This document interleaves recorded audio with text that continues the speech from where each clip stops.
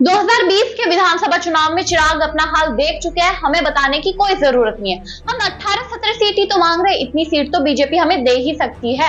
और रही चिराग की बात, उन्हें अपना पता है। जी हाँ, एक बार फिर से एनडीए में टूट का माहौल नजर आ गया है, जो जीतन राम मांझी के स्टेटमेंट के बाद देखने को मिल रहा है। जिस प्रकार से पिछले कुछ समय से बिहार में विधानसभा चुनाव को लेकर सियासत गर्मा गई है, उसी प्रकार एनडीए में भी सियासत काफी ज्यादा गर्मा गई है। अभी बिहार में विधानसभा चुनाव कब होने हैं, इसकी कोई भी तारीख सामने नहीं आई है चुनाव आयोग द्वारा, और कौन से गठबंधन में कौन सी पार्टी होगी इसका भी अभी ऐलान नहीं किया गया।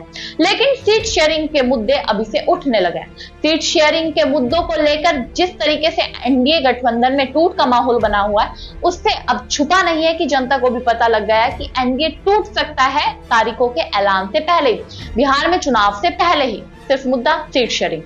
जिस प्रकार से एनडीए इंडिया गठबंधन पर आरोप लगाता था कि इंडिया गठबंधन टूट जाएगा सीट शेयरिंग के मुद्दे पर, अब वही इंडिया गठबंधन तो एकजुट होता नजर आ रहा है। और स्पष्ट रूप से तेजस्वी यादव जल्दी ऑफिशियली जानकारी भी साझा कर देंगे कि कौन सी पार्टी कितनी सीटों पर चुनाव लड़ेगी, और कोई भी तूतू मैगी जो खबरें सामने नहीं आ रही है सीट शेयरिंग को लेकर इंडिया गठबंधन की तरफ से। लेकिन आप पिछले कुछ समय से देख रहे होंगे कि बिहार में एनडीए गठबंधन में किस प्रकार का माहौल बना हुआ है। चिराग पासवान क्या स्टेटमेंट देता है, उपेंद्र कुशवाहा क्या स्टेटमेंट देते हैं, और जीतन राम मांझी भी क्या स्टेटमेंट देते हैं। सबने अपनी अपनी राय रख दी है कि हमें इतनी सीटें चाहिए, इतनी सीटें चाहिए। तो इसी बीच जीतन राम मांझी की तरफ से, जहां पहले 40 सीटों का दावा किया जा रहा था कि हमें 40 सीटें चाहिए, अब उनकी पार्टी HAM कह रही है कि हमें 17-18 सीटें चाहिए। आप हमें इतनी सीटें दे दीजिए, हम ज्यादा की तो मांग कर ही नहीं रहे। हमारे लोकसभा में सांसद है, राज्यसभा में सांसद है, आपने जितने सांसदों का वादा किया था उतने तो आपने दिए नहीं, लेकिन हमें 17-18 विधानसभा सीटों पर चुनाव लड़ने का मौका तो मिलना चाहिए।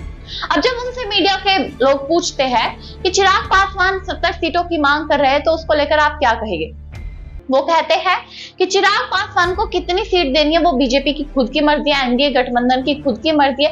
लेकिन चिराग को पता है कि 2020 में उनकी पार्टी का क्या हाल हुआ था, तो बीजेपी को सोच समझ के फैसला लेना होगा। उनकी पार्टी को ज्यादा सीट देना एनडीए के लिए ही नुकसान की बात हो सकती है। अब आपको बता दें कि एनडीए में किसको कितनी सीट मिल सकती है।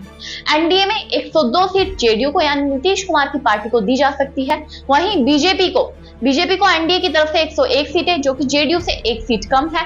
अगर चिराग पासवान की पार्टी की बात करें तो उन्हें 20 सीटें, रामविलास पासवान की जो पार्टी एलजेपी चिराग पासवान की पार्टी, उन्हें सिर्फ 20 सीटें। जहां चिराग पासवान दावा कर रहे हैं कि हमें 70 सीटें तो चाहिए, तो वहां उन्हें 20 सीटें, और जीतन राम मांझी की पार्टी को सिर्फ 5 से 6 सीटें देने की बात की जा रही है। और बाकी बचे हुए उपेंद्र कुशवाहा जैसे लोगों की पार्टी के लिए भी दी जा सकती है। लेकिन सवाल यहाँ पर ये उठता है कि जीतन राम मांझी जिस प्रकार से लगातार चिराग पासवान की पार्टी को लेकर उनके खिलाफ बयानबाजी का सिलसिला शुरू कर चुके हैं, उस पर आपकी क्या राय है कि क्या सही में चिराग पासवान, अगर उन्हें उनकी मनचाही सीटें नहीं मिली तो वो क्या छोड़ देंगे, या फिर बीजेपी ने उन्हें 70 सीटें दे भी दी तो इससे जो जीतन राम मांझी कह रहे हैं कि एनडीए को नुकसान होगा, क्या सही में नुकसान होगा? आप अपनी राय जरूर बताइएगा। तब तक के लिए नमस्कार।